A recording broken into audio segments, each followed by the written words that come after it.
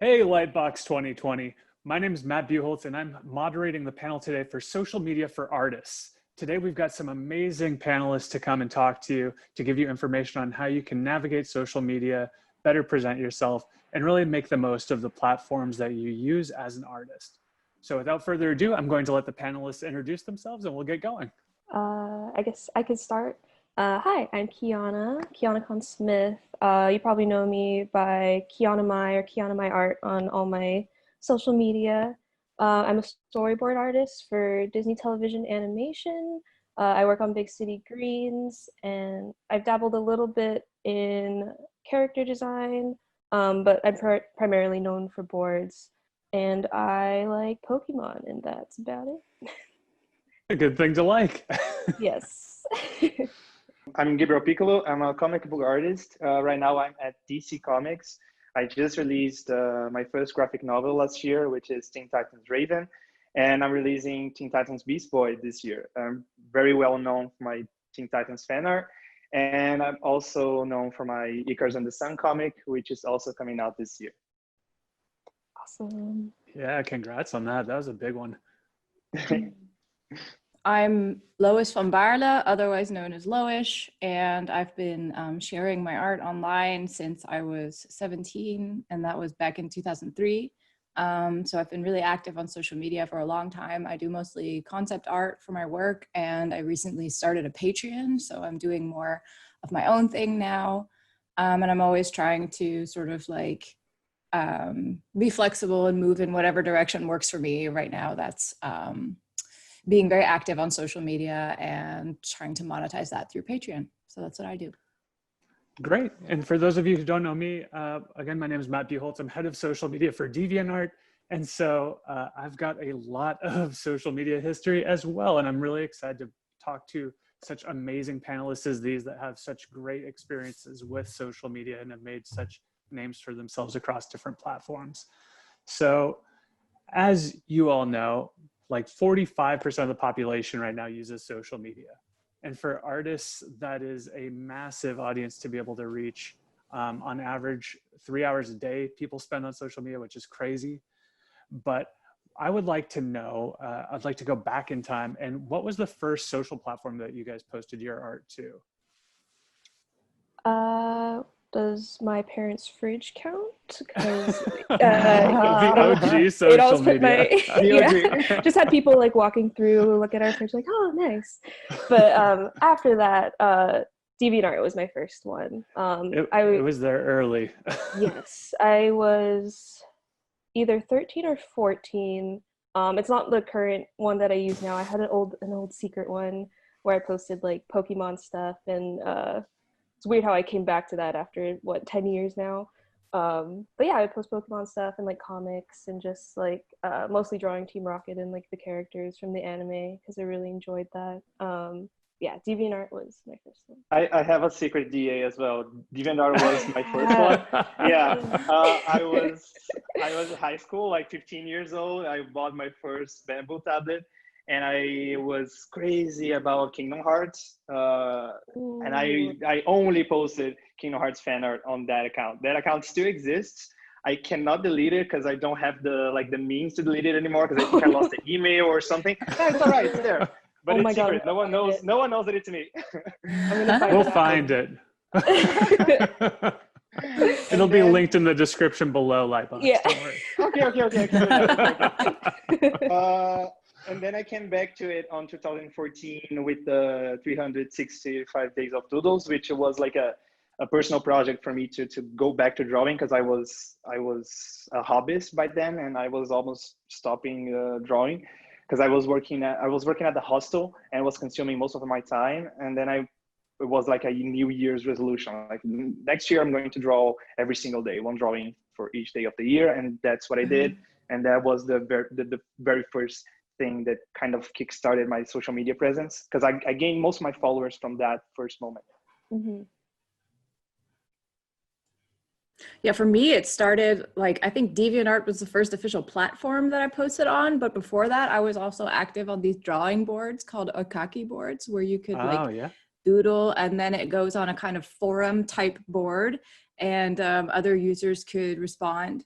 And that was like the first place where I sort of like became a part of an online community. And it was like a bunch, just like a handful of completely random people from all over the world. I think we were all like, you know, ranging from like 11 to like 16 years old, like all different skill level as well. And that was really fun, but it unfortunately died out. Unfortunately, like I kind of became more active on DeviantArt before that ended, so that most of those people jumped onto DeviantArt as well. And some of them are still like, I still keep in touch with them, and I hang out with them from time to time, which is the coolest thing about art communities, is that like you build these connections that persevere. Yeah, one of the things I'd like to get into is, for all of you, what drew you to want to post your artwork online? Like some people are so private with their collections of art, but to want to display it, what was the impetus there? Validation. For me, it was because I wanted to keep track of my own progress. It was like a much personal thing. I just wanted like to hold myself accountable if I missed a day. So that was pretty much it in the beginning. For me, it's like a part of my drawing process. Like for me, a drawing doesn't feel finished until I've showed it to somebody.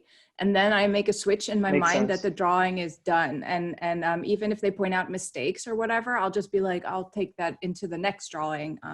Like I just sort of close the door on tweaking a picture. Whereas if I don't share it, it just like can endlessly be modified and changed, and it's never finished. So I love that. That makes so much sense.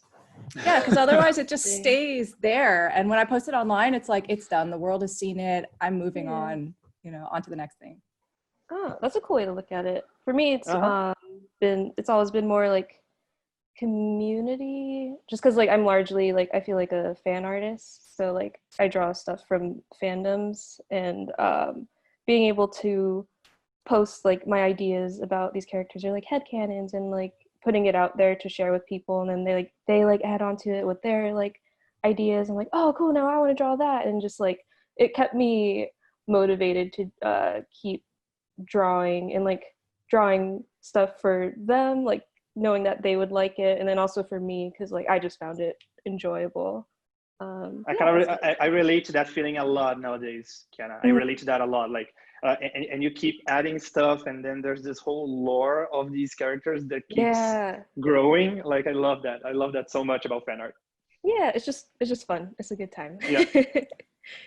It's fun to see how the communities build up around those characters too, and the headcanons that are created on there in a way. It's so much fun.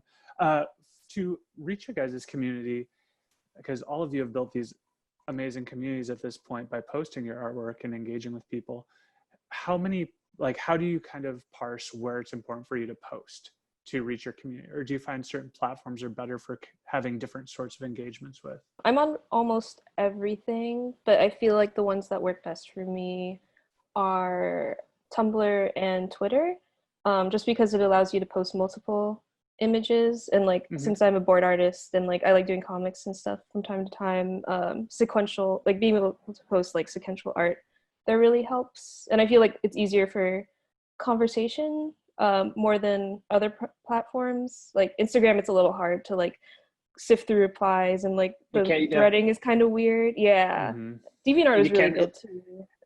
Instagram has like when a post reaches, like you can't comment on it on the first few hours. That's how it is for me. I try to comment on it on the first few hours, because the comments are like manageable, doable. But after like, let's say 5 hours, there's no way to find anything. Like there's just a lot of comments. On Twitter, it's a little bit more manageable. Like I prefer Twitter to just comment, to just exchange conversations with followers. Yeah, it's just like, Twitter and Tumblr always felt more personable to me. Like it's just easier to communicate. I never know how to communicate with people on Tumblr though. Like it was not my favorite social media. No, I totally get it. It's like when you find a niche though, because like I have like my main Tumblr where like I don't really communicate with people, but then I have like my tiny like Pokemon like Tumblr where it's just like my Pokemon followers, and very easy to talk to there. Like they send me like messaging, just like when they reblog my stuff, adding a comment, and then like I add on to that. So it's like, it works with smaller communities for sure, but like if you have a big following, it's definitely harder. So I totally get what you're saying. For me, the platforms that I notice that I like get the most out of are like the platforms where there's like high engagement, right? So Instagram is like super high engagement. So that's the obvious one for me to focus on. Also the platform where I have the most followers. So I try to like get the most out of that. But it's also the platforms where I can get the most inspiration out of what other people are posting there. Because I feel like you get the best results on platforms that like you genuinely enjoy using, because then you gain an intuitive knowledge really of what the platform is about and how to use it best. And I think it's also a lot about giving to get something back. So if you follow other artists and you like support them and share what they do and like what they do, then you can get that back a lot easier. And for me, Instagram has been like, I follow so many talented artists. Like sometimes I'm kind of freaked out by the amount of talented artists that are there. Like it's too many, you know, it's just like so many talented artists, but I follow them. So when I'm on Instagram, I get like so much artistic inspiration. And on Twitter, there's like so much to talk about and to think about, and these glimpses into people's personality, which invites me to also show bits of my personality. And Tumblr for a while I also used a lot because I was getting so many inspiration and ideas from the sort of exchanges that were going on there. So it's like which ones feel like they fit you are the ones that I think are most interesting to focus on. For sure. Yeah, I think that's a really good note, that like each one will bring out different aspects.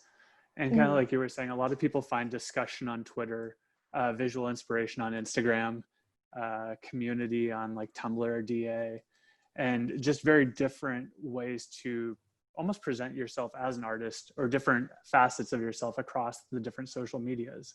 Do you all feel that's important to have a presence across multiple social medias, or do you ever feel like you would rather just direct to one? I like being on everything just in case. Like you never Just know in case, like like who's looking where. So kind of having your little fingies and everything kind of helps. But ideally, like it would be nice to have just one place where I could post art and like talk, and like that's it. Just because like it can spread you a little thin when you're like trying to manage all these different things. But overall, I do think it's worthwhile, just because like I have gotten opportunities from like each different platform that I'm on in like different ways, and like that wouldn't happen if I wasn't posting on them. Also, because I'm always afraid of that platform to simply shut down, kind of what happened to Tumblr in a way.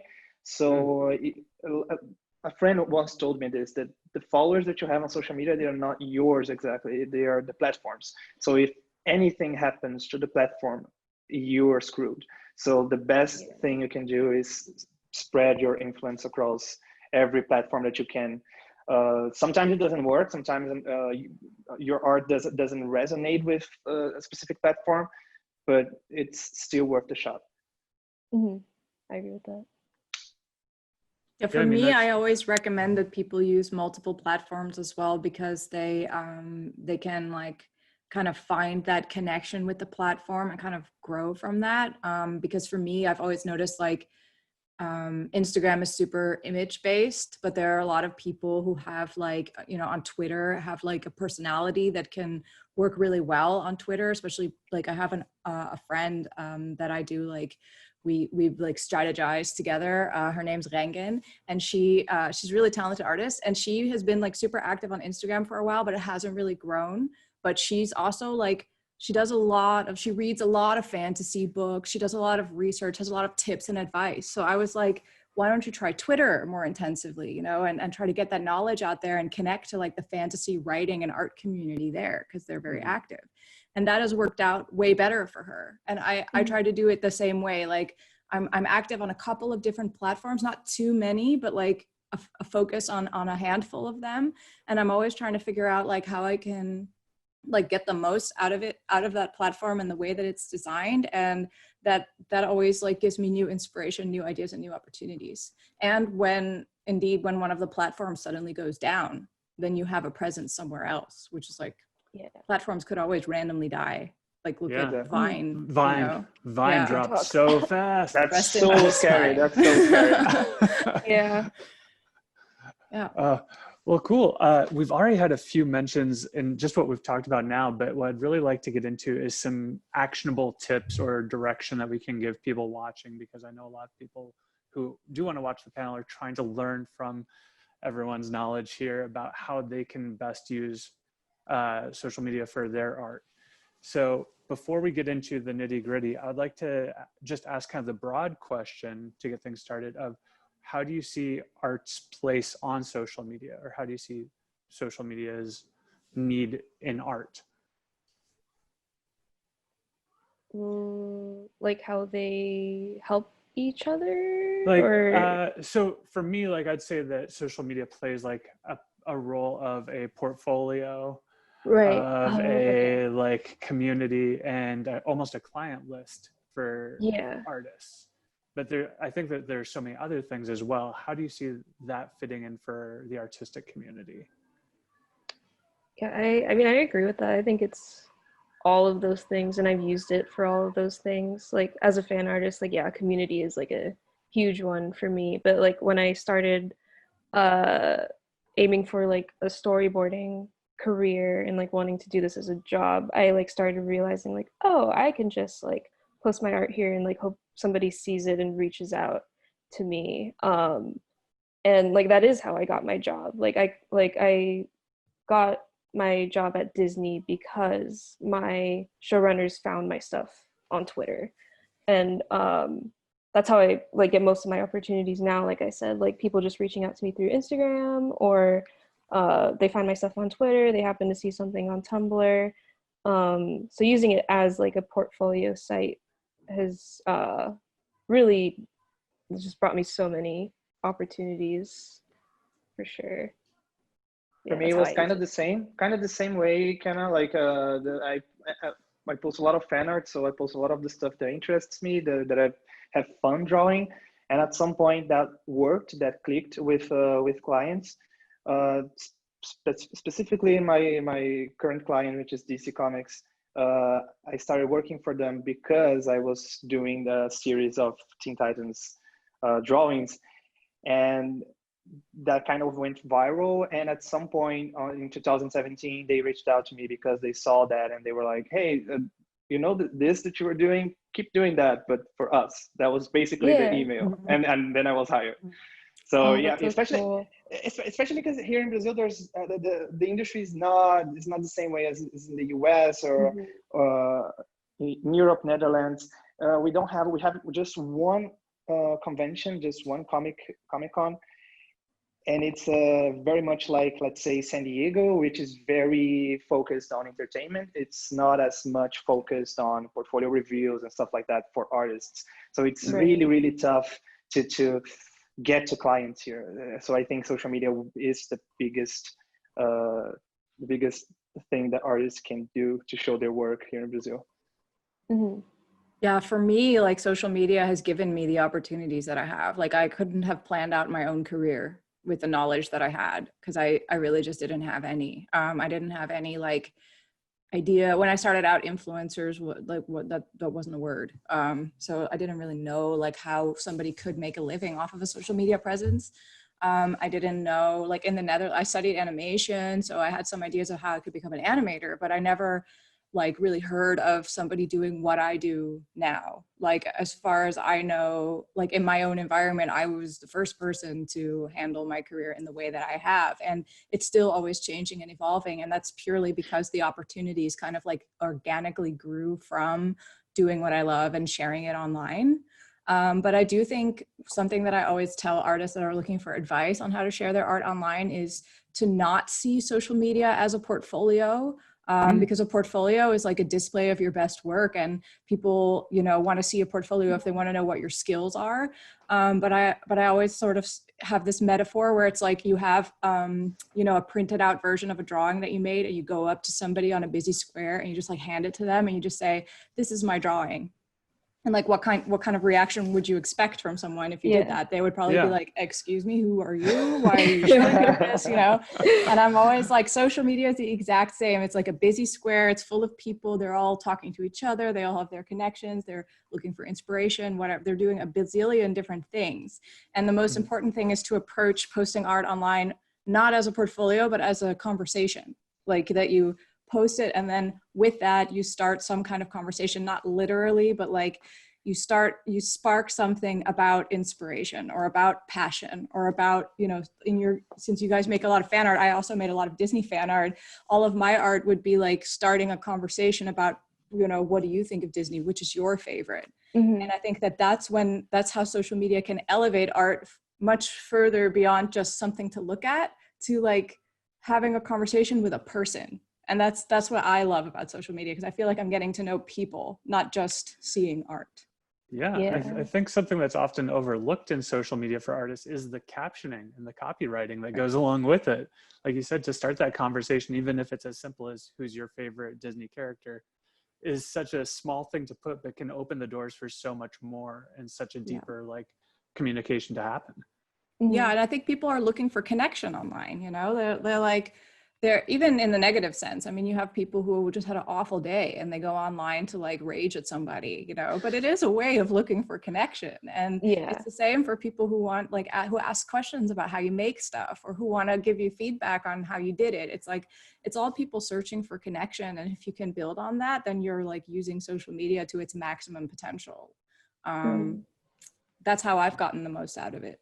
Yeah, I also like what you guys were saying about it kind of being like a learning tool in some ways, like just learning from other artists, because I've definitely done that as well. Like, because I went to art college for a hot minute, and like I was learning a lot there, but not necessarily for the field that I wanted to be in. Like my school was very like feature animation focused, while I wanted to go into television. So for me, going on Twitter and finding like Cartoon Network artists or like Disney artists or like Disney television animation artists and like people that were working the jobs that I wanted to work on, really helped. Like just seeing like their threads about like navigating the TV industry, or like if like I had a mutual that happened to like work at Cartoon Network, like reaching out to them and being like, hey, like if you have time, do you have any advice on this board that I'm working on? And like more often than not, they'd be like super cool about it and like help me out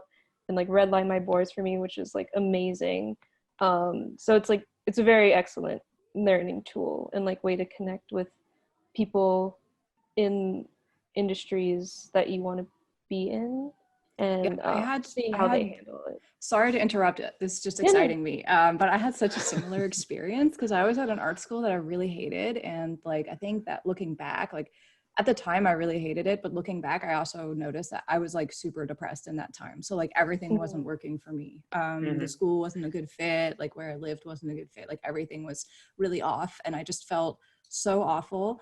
And the only way I managed to get out of that was by sending a DeviantArt note to a Dutch artist that I knew, Leo de Wijs. I was like, I just offloaded. I was like, I hate this school. I hate it because of A, B, and C. And he wrote back and he was like, well, at my school, it's not like that at all. Like we're super chill about everything. And I think it's a much better fit for you. And like, as soon as I saw his reply on DeviantArt, I instantly quit my school and I switched to the school that he went to, and the rest is history for me. Wow.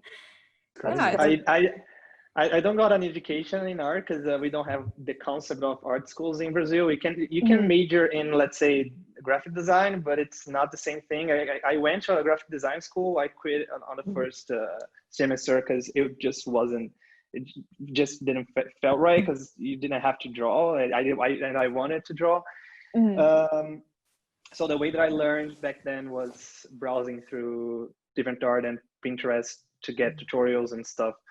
And it was so much harder to find good stuff than it is nowadays, because you can find a thread on Twitter that helps so much. I have like a full list of threads on Twitter that are like references and resources and stuff like that.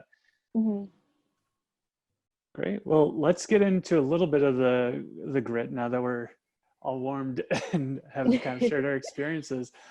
What do you guys think would be the most important thing before someone even posts online to know about social media? Like when they're first starting to say, I want to put my art on social media, what do they need to know going into it? I always say don't see the likes and comments that you get and the engagement that you get on a drawing in any way as a reflection of the value of your art.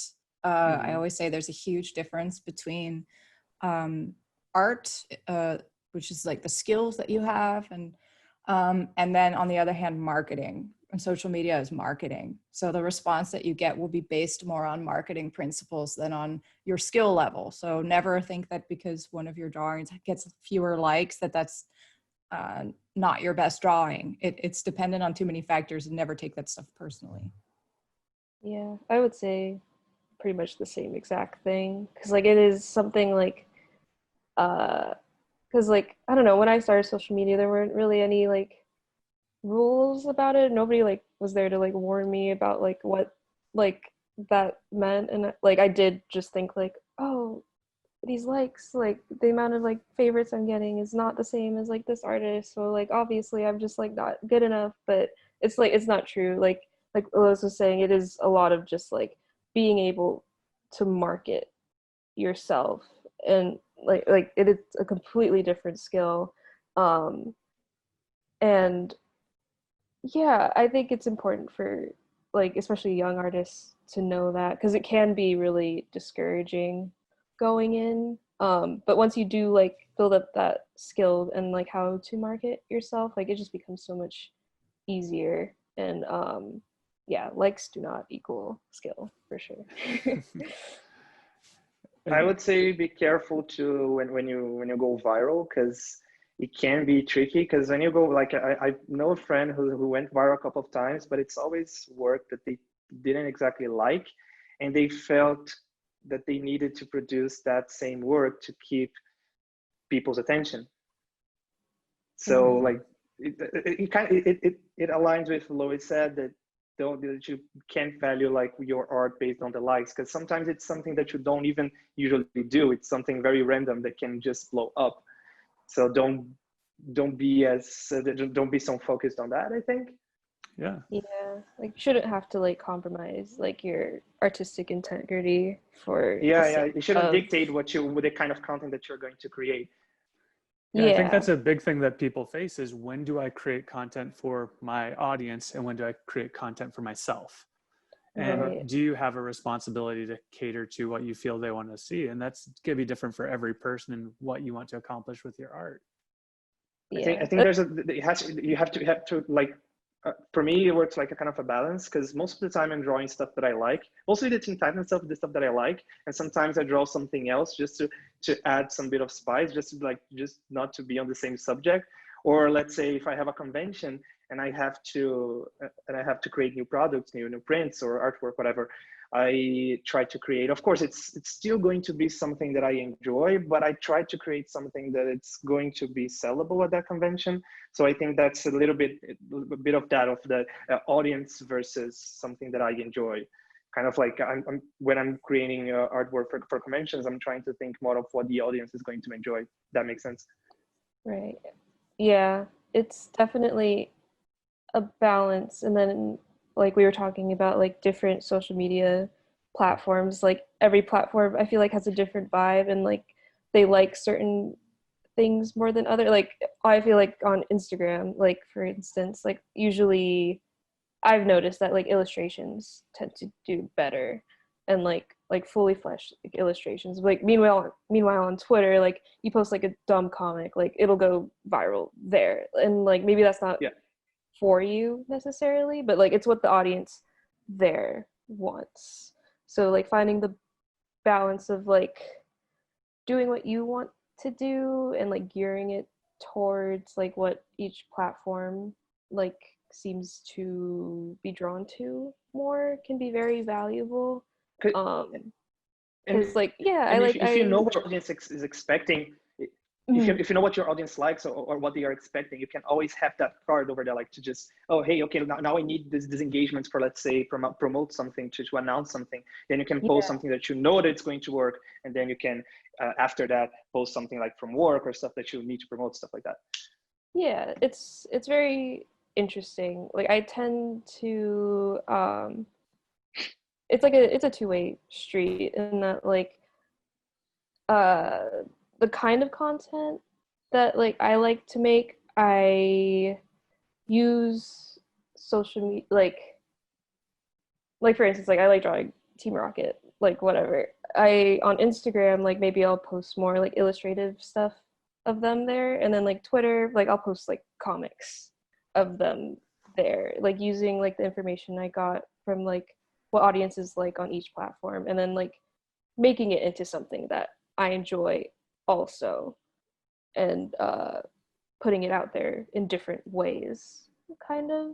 I think that nails it, because for me, like what I always emphasize and what's always worked for me is to like know what I want to make, which is not always in a vacuum. Like that's an illusion, but there's like some degree of like you need to know where your passion lies and what you want to like do to grow. That's like a deeply personal thing. And then there's like your personality as well. Like what kind of person are you? What kind of artist are you? That's like sort of the core that doesn't change because of social media. And then when you bring it into social media, you like, you don't change what you do or what you make, hopefully in an ideal situation, but you adapt it to the platform, you know. So exactly like you said, you do like a comic on Twitter and then like a different way of presenting it on Instagram, and that but the core doesn't change. And I think that that's the most important thing, because as an artist, if you try to actually create what people want to see, then you're going to get into like a dangerous zone of losing your own identity and like following your own passion, and you might burn out from that, you know. If you once you lose interest in that, how are you going to rekindle it? But if you stay close to what you want to make and you just try to be smart in how you adapt that for social media, so like you don't have to like change the content, but you could change like the way that you present it. You could change the framework of how you present it or the platform that you present it on. Like I'd say that's the best stuff to adapt and change, but like without losing your deepest artistic soul, you know, which is like your passion and what you want to do and what you want to say. Yeah, and there's always a chance with the new platforms and new features on platforms to be able to experiment with your work to see where it performs and if it might perform better. Like Lois, I know you take massive advantage of Instagram stories, like the way that you handle artwork there and linking back to your feed. You do really great things to keep people looped into your content. And so making sure to take advantage and play with social media when new things come out, you're going to find a lot of ways to learn and hopefully reach a broader community with your art. Yeah, I think Kiana said some awesome stuff about that in her like resource that she shared. Yes. Oh my gosh. We'll make sure that's linked too. You wrote like the best thing on social media for artists. I'm glad. I think everyone on art Twitter was just like, yay, fine. Like, Finally. it was so comprehensive. It was amazing. Thank you. Yeah, it was it was just something I felt like I would have liked to see early on when I started, like navigating algorithms and like how you like approach talking to like artists, and also just like the dangers of it, because like it is not great for your mental health sometimes, especially like how we were talking about before, like if you do see it as a way to just like get likes or just get validation, like that becomes really it becomes really dangerous for like your mental health. And like I definitely like was like killing myself over making art like for people rather than for myself for a long time. So yeah, I felt obligated to make that known and like tell like younger artists especially to be wary of that, because it's very easy to fall into for sure. Sorry, Los Angeles, just semi trucks and police cars all day long. Oh no. So I would like to talk a little bit about the algorithms and just dealing with how to get your artwork quote unquote seen on social media. I think that's a challenge a lot of artists, especially when they're starting fresher on social media, might have either delusions about or are scared to try and figure out. And just even the most general of tips, I think, would be helpful to some of the people watching.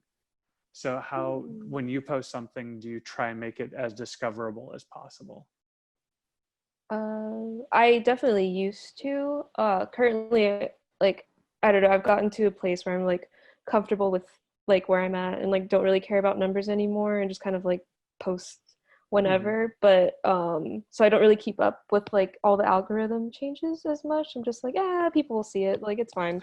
But like before, when I was like actively looking for work and like wanting to get like a bigger following, like yeah, I would for sure pay attention to like posting times and seeing like looking at my analytics and seeing like who my followers were and seeing like what resonated with them more.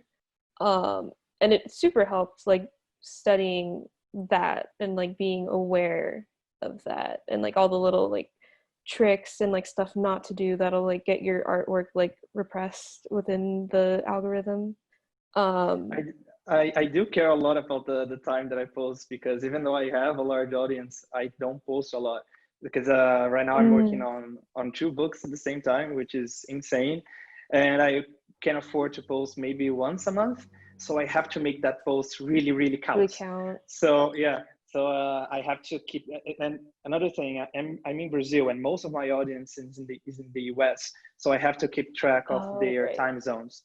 So I have to post something that is reachable to the US, Brazil, and a little bit of Europe, because I know I have a lot of followers in Spain and the UK.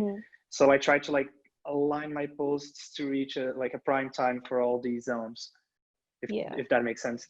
And then I try to use anything that I can to bump that same post. So Twitter, you can comment on the same post and it will bump it on people's timelines. RTing yourself doesn't work for me. I don't know why. I don't know if it's because people don't like to see you RTing your own work. I don't know what happens, but it doesn't work as well as a reply. And on Instagram, I use stories to signal boost my own post. So let's say I posted, after 2 hours, I boosted again. After 6-8 hours, I boosted again. And then 12 hours later, I posted again for people from a different time zone. Yeah. Oh, that's super smart. I found for me, posting frequently has made the biggest difference. So that does a lot of difference. Yeah. Yeah. Especially on Instagram. I wish I could Instagram. post again. Yeah. I wish I could post again every day. Yeah. I started going towards a system, like I sort of changed my whole system because I was really like battling the algorithm. There were like these posts where I would like gain a lot of followers in a short time and then it would completely stagnate or even drop for a while. And it was just too stressful for me to I'm at this point. I'm yeah, exactly at this point. It's very stressful because like Instagram is frequently, like on DeviantArt, it was like unheard of to like lose a ton of followers, you know, maybe a couple of people would specifically unfollow you because they were like done with your stuff. But on Instagram, like you get tons of unfollows. And I think that's because of like doing like bot cleanup or like it's crazy. Yeah, it's like a little intense. So I started posting frequently, and I actually spend a lot easier for me now to post because now I spend Friday afternoon planning my posts for the next week. And I kind of like, if I don't have new art to post, I will figure out other ways to fill it up. So I'll make a post about, like I have, like I try to do a promo post once a week, which is just a post saying like, okay, join my Patreon, or this is my art book or whatever. Like I never want it to feel like a annoying advertisement, but it just says something more about what I do. And then I try to show a bit of my process once a week, and I try to show some behind the scenes stuff. And that's only if I'm like out of new art, but posting frequently has been the only way to kind of like keep things stable. Because otherwise it's like fluctuating all over the place on Instagram. And because I'm focusing so much on Instagram, I have content for all the other platforms too, 3 times a week. So that's been the way for me. It is quite demanding, and I do consider it kind of like a second job to keep up with social media, but it yields a lot of results for me. So I feel like it's worth it. No, consistency is super important. Like I feel like that's pretty much how I got my following. Like, luckily my art, like, it's very storyboard based and like just kind of like sketchy and just like tells a story more than anything, more than like it's like, oh, it's like a beautiful illustration, so I don't have to spend too much time on a specific piece. But like the fact that I was able to post consistently is like what brought people in and kept them there, because they're like, oh, well, we know Kiana's going to post again tomorrow, like she'll have something up.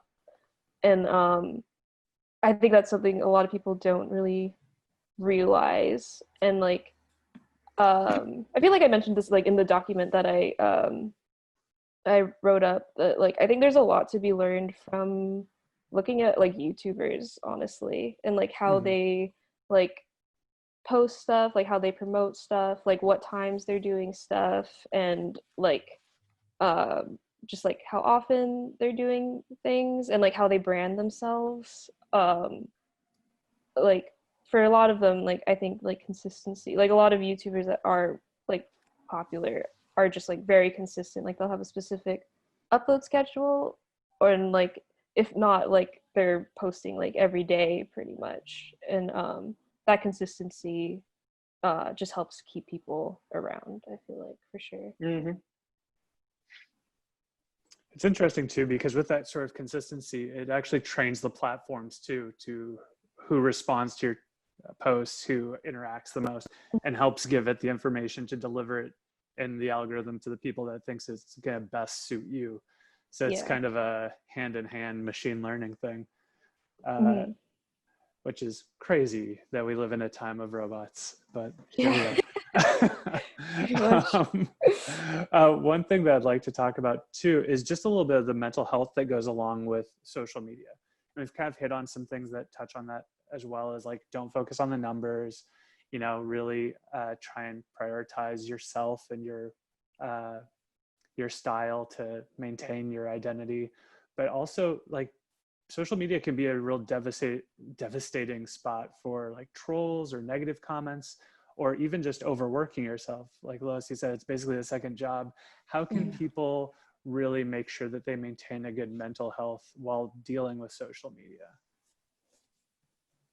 Yeah, it's kind of hard to say, because like we were just talking about like consistency and like trying to be on there as much as you can, but then it's equally as important to like step away and like take a break and just like not look at it for a little bit. Like I've definitely not been on Twitter as much lately. Like I'll just kind of post and leave, and like maybe reply to a couple comments every few hours, but otherwise I've like been limiting like how often I'm online. I reduced my screen time a lot on the past few Yeah. weeks, especially because of work, but also because I know that I won't be posting anything. I don't have the time to do it, so I just don't want to don't want to be there just for wasting time, just for like looking at stuff. Yeah, it's a tricky line to toe. I think my starting out. What? Sorry. Oh, I was just saying, like it's tricky when, especially when you're starting out and trying to grow a following, because like you do want to be consistent, but like also you have to think about yourself and like make sure you're not just like constantly on there being like, oh, what are people saying about me, or like, oh, I hope they like this art, and just like racking your brain about it.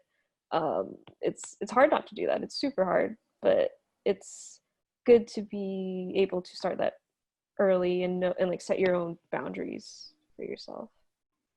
But yeah, the first advice for Twitter for me would be turn off notifications from known followers, because you don't want to see that. Like if that person's not supporting you, it's not following your work, why do you want? Because would you hear to like a random just crossing the street and saying something about your art or whatever about you? Like you don't want to hear that, so just block that. I wish Instagram had that option, but Instagram is a little bit more strict. Like you have to block all comments from no followers, and sometimes the comments from no followers can bump your post, so it's not as good as on Twitter. Like on Twitter it doesn't do anything. You just avoid the trouble of a random saying stuff at you. But on Instagram, don't do that. Keep the comments for everyone, because sometimes if people comment a lot on your stuff, it can bump your post on the algorithm.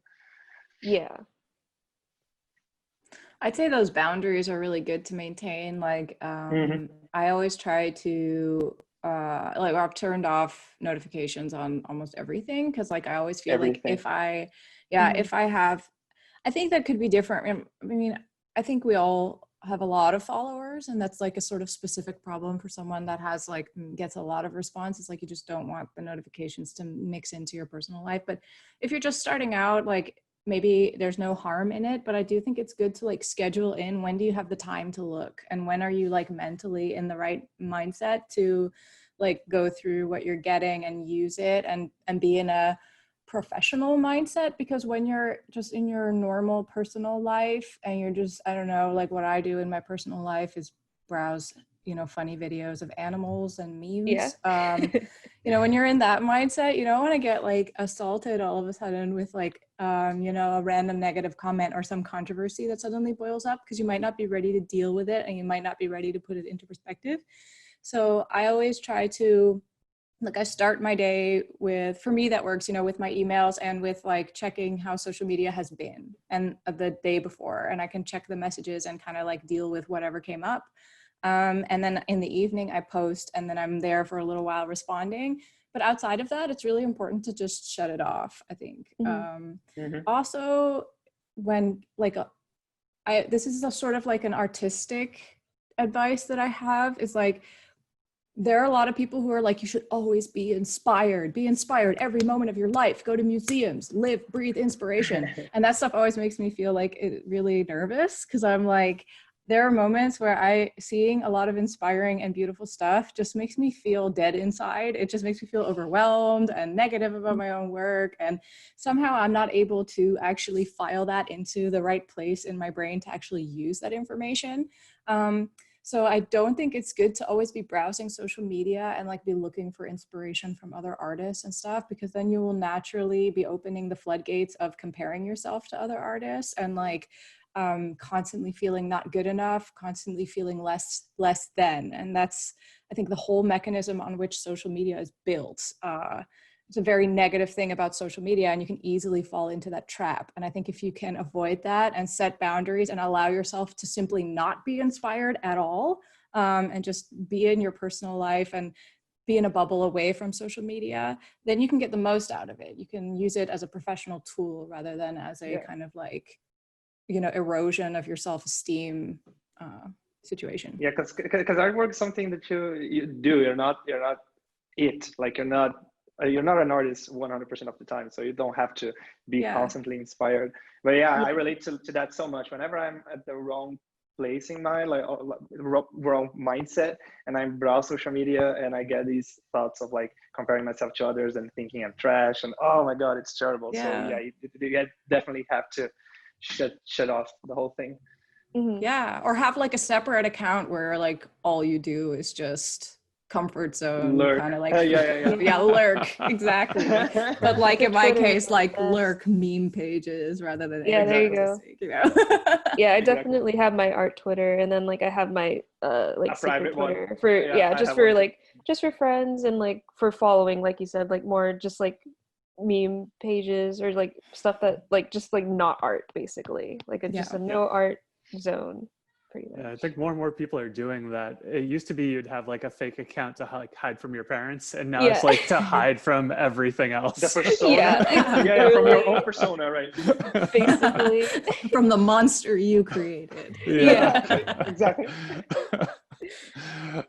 So one thing I'd like to do before we wrap is I'd like to kind of go back and have each of you talk about something that was impactful or like big for you on social media that you did. So whether it was a project you did or a certain piece that you had that really like popped off, or you're like, oh, cool. I'd just like to get something from each of you that like was important to you as an artist that happened on social media. For me, I mean, like definitely getting my job, like posting on Twitter and then like getting that email saying like, hey, do you want to take a test for the show? Like that was huge for me. And like that was thanks, like I'm going to shout out the Drawing While Black tag. Abel Hayford made it, I think in 2017 was the first one. And I hopped on that tag, and like that post and like the traction from like that tag like trending like managed to get my work in front of the showrunners who hired me. So definitely use tags. Abel Hayford is amazing. They like, I just have to shout them out because they've been doing so much for like the Black artist community lately. But yeah, like that post that I did is basically what got me my job and like got my work in front of Disney of all places. And yeah, I was able to show myself because like I didn't have a portfolio at the time either. Like I was still a senior and like working on my portfolio, so I was like, oh, I don't have anything to show. It's like all bad. Like all I have is Team Rocket Art. Oh god. And then like luckily like that was enough for my showrunners to like see like, oh, this person wants to be a storyboard artist. Their art doesn't necessarily line up exactly with like what our cartoon looks like, but they could draw and it's good and they look like a funny person. So we'll like give them this test. And just having that opportunity to show that like, yes, I can do this job and like have that happen through social media was like huge for me. Yeah. For me, it was the Doodles project, which was the thing that kickstarted my presence online, which is what I relied on to get any other stuff, any other clients and any other things going. And then the Icarus and the Sun, which was in 2016, which kind of went viral and people really connected to that and related to that story. After that, last year I released a Kickstarter, like an Indiegogo campaign to actually make the book real. And then the third thing would be the Casual Teen Titans series that I started on 2017, which got me my job at DC Comics, which is awesome because I remember I sent an email to DC back in 2016. I was really green, like really trying to find my voice, my artistic voice. I just figured out I wanted to do comics and I sent them my portfolio and they replied back and they were super kind, but they were like, hey, you have to do this and this and that. You're not ready yet, but please keep trying. They were like super kind. And to have them reach out to me later to offer me a job was insane. It was so good. You're like, got him. Which is, yeah, exactly. Which is the thing I'm doing right now. So all good stuff. Mm-hmm. Awesome. It's so seriously heartwarming to hear that you guys both found your success through social media from doing what you love, which is, I think, what social media can give artists. Yes. Definitely. For me, the biggest thing that I did was, okay, so I was going through my old DeviantArt journals because of the DeviantArt 20th birthday, which is like the most cringy thing ever. The way that I used to write was just so awkward.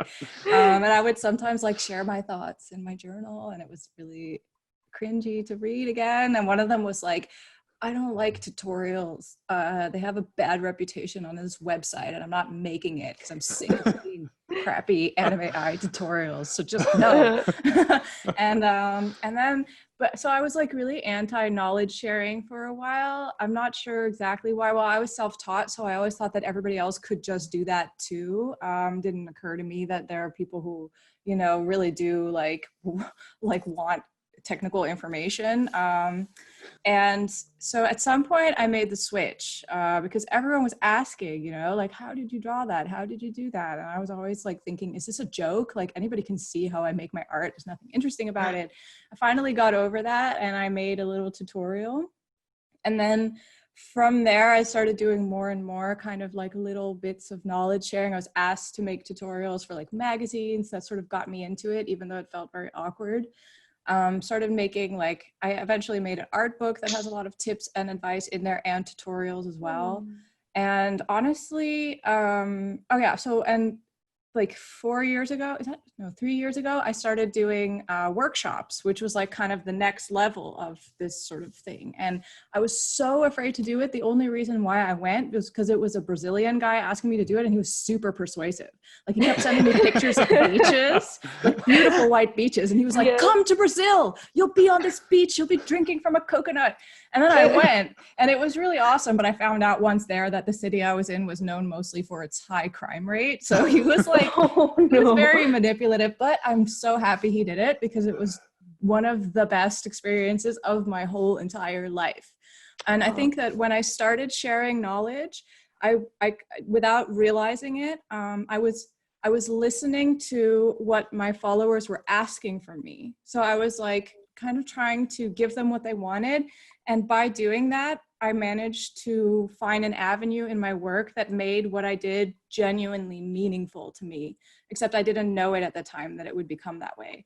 And for me, sharing knowledge and advice and getting the opportunity to give workshops, meet people face to face has been like, you know, I like drawing, but I love meeting people. And I love being able to connect on the artistic level. Like we all struggle and we all are insecure and we all want to get somewhere and we want to know how to make this work. And I've connected with so many people on this level now that I feel more than happy with what I do. I feel connected to the world through something that social media has opened up for me.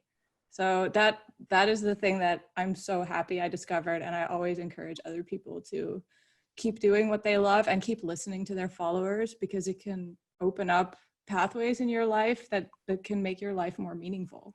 And that's kind of like spiritual, but that's how it's been for me. It's just been so amazing. special. Yeah. That's amazing. Awesome. That's great. Oh my God. I just love the artist community. I'm so sad this year that we don't get to meet up. Like, I mean, this Lightbox thing is really cool. I love it, but like real life Lightbox, I cannot wait to have it again, because like the feeling that you get from it is just so special. The atmosphere there was amazing. Yeah. So hopefully all of you at home are feeling part of that now. And yeah, hopefully we all get to hang out next year. Yes. But fingers crossed. I know that we're tight on time, so I'm gonna wrap things up. But today we talked about everything from social media as a learning tool to mental health, to the traps of social media, how to be true to your art versus the influence of everyone else, and most importantly, feeling connected to the world and being connected as a community. So thank you to all of our amazing panelists today. I'm gonna go ahead and let you all give where people can find you online. And I know that we've got your usernames linked beneath, but yeah, go ahead and go around and we'll sign off. Yeah, you can just find me at Kiana My Art pretty much everywhere. Kiana My on some places, I think DeviantArt and Instagram, but just type in Kiana My, you'll find me. Same for Elia. For me, just type Gabriel Piccolo or just Piccolo, you're probably going to find me. It's pretty easy. For me, it's kind of complicated because there's some person called like Lois Hampton or something that has claimed all the Lois speeches. Oh no! So I'm known as Lois VB because my last name is Van Baarle on Instagram, and I'm known as Lois with 2 H's on Twitter. It's really impractical, so just Google Lois, L-O-I-S-H. You'll probably find it in the end. All right, and again, my name is Matt Buholtz, and you can find me GGMattB across everything. So thank you so much, everyone, for joining us. Thank you for learning about social media, and I hope that you have a great day and enjoy Lightbox. Yay!